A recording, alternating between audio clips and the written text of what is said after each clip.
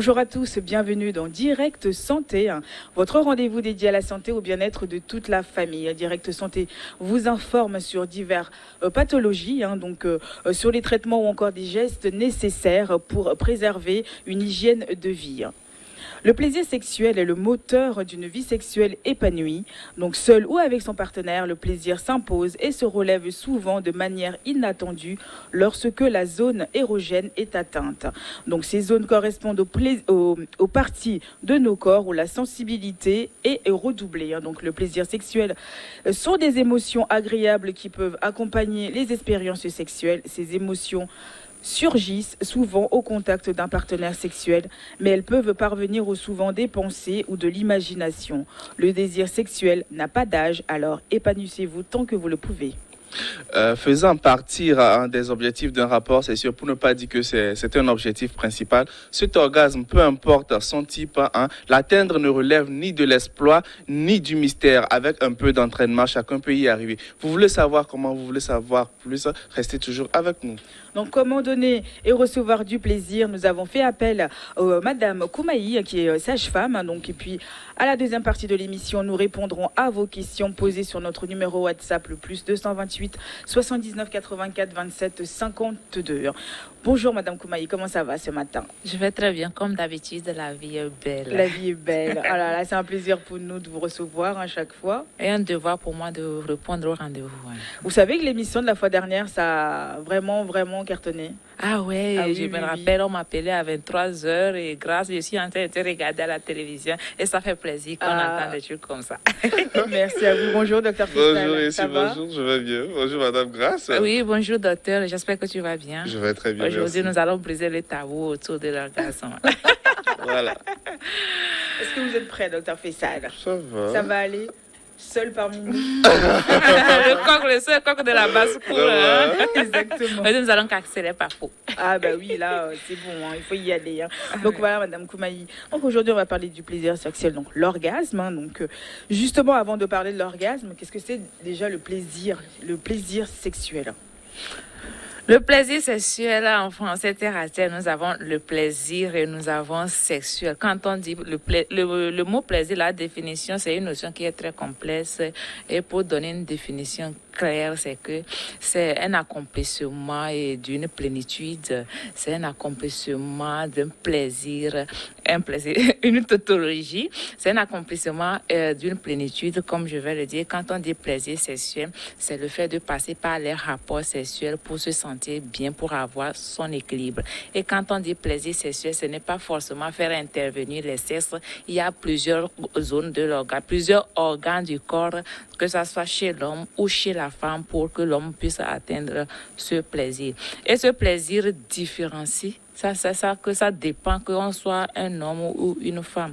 Et quand on dit plaisir sexuel, c'est plusieurs phénomènes complexes qui rentrent en jeu. Je vais parler du phénomène psychologique, anatomique et mental. Et mental surtout.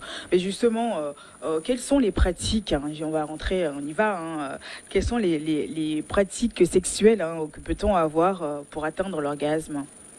Il n'y a pas de pratique standard. Tout dépend du corps de la personne que j'ai devant moi. C'est-à-dire que quand je prends un couple, l'homme et la femme, pour que l'homme puisse faire et amener la femme à faire son plaisir sexuel, tout dépend. Il doit aller à l'école du corps de sa partenaire. La femme aussi doit aller à l'école du corps de son partenaire pour que ce plaisir sexuel soit fréquent dans le couple. Et que je vais donner un exemple. Quand on prend la femme, souvent ce que nous entendons parler, on dit que quand on dit plaisir sexuel, il faut pénétrer. Non. Il faut aller à l'école de son ou de sa partenaire. Et comment faire? Nous avons le corps de la femme est vraiment complexe. Pour l'homme, c'est simple. Pour amener un homme à faire l'orgasme, il suffit de jouer sur son pénis ou ses mamelons. Mais pour la femme, c'est vraiment très difficile. Jusqu'à nos jours, les dernières études montrent que le clitoris reste l'élément clé de l'orgasme chez la femme. Donc, jusqu'à aujourd'hui, c'est le clitoris qui joue le rôle du plaisir sexuel. Donc, l'homme doit découvrir quelles sont les zones érogènes de la femme qu'elle a devant elle. Et ce que tout le monde connaît, quand on dit zone érogène, on connaît le clitoris, on connaît le vagin, on connaît les mamelons. Mais il y a Les zones érogènes secondaires, je vais citer ici ce niveau, le cou entre les cuisses, le bassin, même l'entrée de l'anus. Je ne vais pas parler de la sodomie, mais l'entrée de l'anus aussi fait partie des zones érogènes chez la femme. Et pour faire le plaisir, on n'a pas besoin de jouer sur un seul organe, une seule zone érogène. Il faut une combinaison. Donc, il faut vraiment le temps. Il faut maîtriser son partenaire, il faut maîtriser sa partenaire. Et être à l'écoute aussi. Et pour être à l'écoute. Et le plaisir sexuel n'est pas standard, c'est-à-dire que je suis avec mon partenaire, ce que je vais faire aujourd'hui pour lui faire jouir, demain je vais faire, ça ne va pas marcher. Tout dépend du jour, tout dépend du moment, tout dépend de ses émotions, du temps. Il faut tenir compte de ça aussi. Donc les caresses que je vais faire aujourd'hui pour faire jouir Kodjo, je ne peux pas le faire pour faire jouir Koma. Donc il n'y a pas de pratique standard. Il faut aller à l'école du corps de son partenaire. Il faut donc éviter d'aller à la fois chez Kodjo et chez Koma. Non, c'est un exemple. Ok, je comprends bien. Mais les zones érogènes, je crois que ça peut se caricaturer sur également l'homme. Hein. C'est un peu pareil chez l'homme par rapport aux zones dont vous avez cité. À part le clitoris que l'homme n'a pas. À part le clitoris, comme je l'ai dit, la zone érogène chez l'homme, c'est-à-dire un garçon, un sexe masculin qu'on connaît, c'est le gland. Le gland. Ok, mais chez la femme, c'est très complexe. C'est très complexe. Quand je prends par exemple le clitoris, et quand on dit le clitoris, il faut savoir quelle partie du clitoris. Ok. Quand on dit le vagin, quand on dit le point G, je profite pour vous dire le point G existe. Le point G fait partie d'une zone érogène. Quand on prend la femme, mais si on connaît. Si un mari, un homme connaît sa femme, quel qu'en soit le cas, toute zone de la femme constitue une zone érogène. On peut parler à la femme pour le faire jouir. Hein. On peut même faire des clins d'œil à un homme ou à une femme pour le faire jouir. C'est ça que nous appelons la suggestion dans la sexualité. Et c'est pareil, hein, pour des femmes, il y a toutes ces zones érogènes qui ne fonctionnent pas. Oui, c'est pour le faire, des femmes qui ne se connaissent pas. Oui.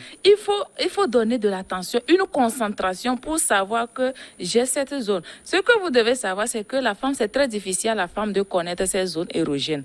Parce que le plaisir sexuel chez la femme est en plateau.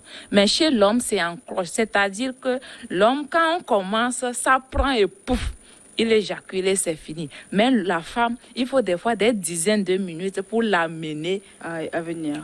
À venir. Mais quand ça prend là, c'est fait comme ça fait. Quand l'homme fait une fois, il commence par ronfler. Mais la femme, quand ça vient là, ça fait. Donc c'est très difficile pour une femme de découvrir sa zone si elle ne le fait. Donc c'est l'homme qui doit accompagner sa partenaire jusqu'à dire que ma femme, c'est ici ta zone et c'est ici ta zone. Et aussi, il faut jouer sur la combinaison. Quand je dis le mamelon est une zone, le mamelon, ça ne peut pas m'amener à faire l'orgasme. Et attention, dans la sexualité, nous avons ce que nous appelons l'orgasme et nous avons l'orgasme. Il ne faut pas, une femme peut faire l'orgasme et ne pas faire l'orgasme.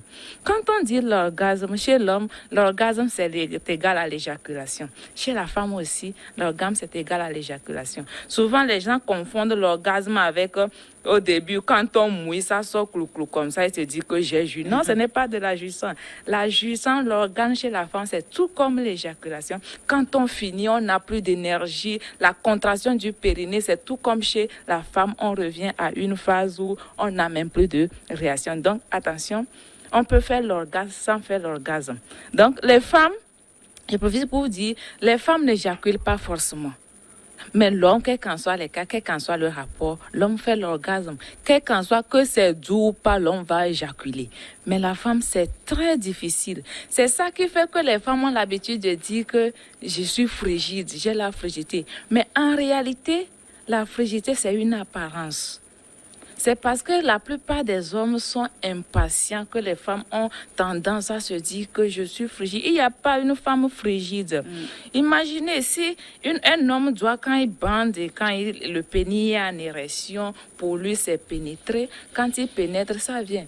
Mais la plupart du temps, chez la majorité des femmes, quand l'homme éjacule, la femme n'a même pas quitté la zone numéro 1. Hein. C'est-à-dire que l'homme va éjaculer, l'autre n'a même pas, l'excitation n'a même pas encore pris pour dire que le seuil est atteint. Donc, l'homme va éjaculer, laisser la femme sous Et ça crée une frustration. Et quand les femmes viennent à l'hôpital, c'est vraiment difficile pour elles de le dire. Il faut rentrer dans son intimité avant qu'on ne te dévoile. Et je vous dis, la majorité des femmes aujourd'hui ne font pas l'orgasme. La majorité des femmes aujourd'hui ne jouissent pas. Dans la plupart du temps, certaines sont obligées de faire semblant juste pour faire plaisir parce qu'un homme se sent souvent frustré quand il se dit que je n'ai pas satisfait. Donc les hommes ont beaucoup à faire. Les hommes doivent aller à l'école du corps de leur femme pour pouvoir les satisfaire. Parce que cette frustration, ça agit sur l'état de la femme, ça agit sur son travail et ça agit aussi sur l'économie du pays, ça agit aussi sur la paix du pays. Parce que quand une femme n'est pas satisfaite, elle est frustrée, la paix peut être... Et puis ça crie dans tous les sens. Voilà ça. Et comme on a l'habitude de dire, quand on voit une femme le matin sortir, balayant, en chantant et fort, c'est que la nuit a été bonne. Faudrait pas qu'elle soit gourmande, faudrait pas qu'elle soit gourmande. Oh, mais déjà, il faut... Comment dire, là, on évalue ça par rapport à quoi? Oui, mais il faudrait pas qu'elle dise que je ne juge pas alors qu'en fait c'est qu'elle est gourmande. Non, ce n'est pas gourmande. L'homme le sait de toute façon quand la femme jouit. Est-ce que il le sait de toute manière. Est-ce que, quand on prend aujourd'hui 10 hommes, votre partenaire, combien de fois, en voulant faire l'orgasme, fait comme vous? Ça vient. Waouh, c'est venu. Souvent, c'est les hommes qui... Combien de femmes arrivent à le faire? Mais c'est la même chose chez les femmes. Une femme qui fait l'orgasme, c'est la même chose, c'est le même protocole. Ça vient, tiens-moi, ça vient. Waouh. Non, mais la femme ne crie pas assez par rapport à l'homme. Hein.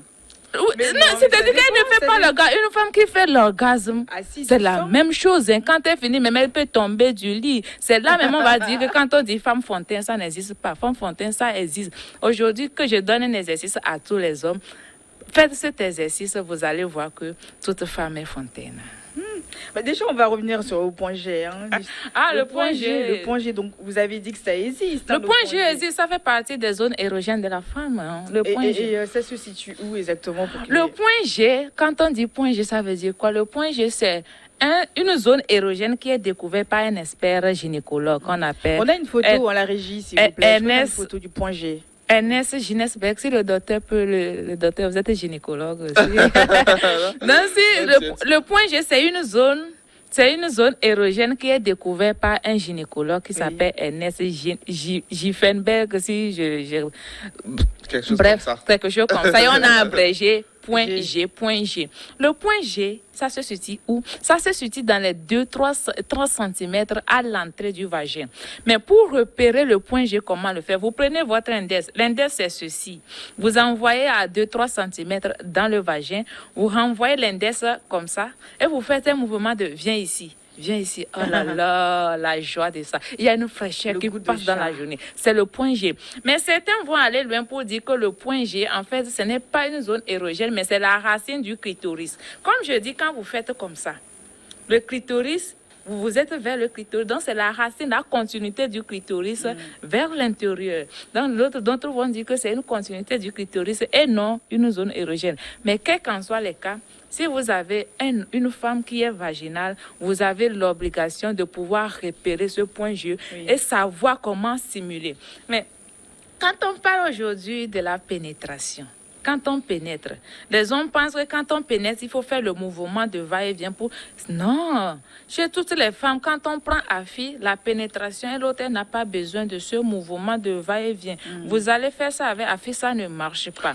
Donc, il faut découvrir la femme. Quel genre de courbe, comment le dire, quand on trace comme ça, d'un mouvement, votre partenaire a besoin de la pénétration pour le rendre heureux, pour qu'elle puisse faire son éjaculation. Donc, tout ça, ce sont vraiment des exercices. Mais le clitoris, comme je l'ai dit, quand on prend le clitoris, on envoie le doigt sur le clitoris ainsi.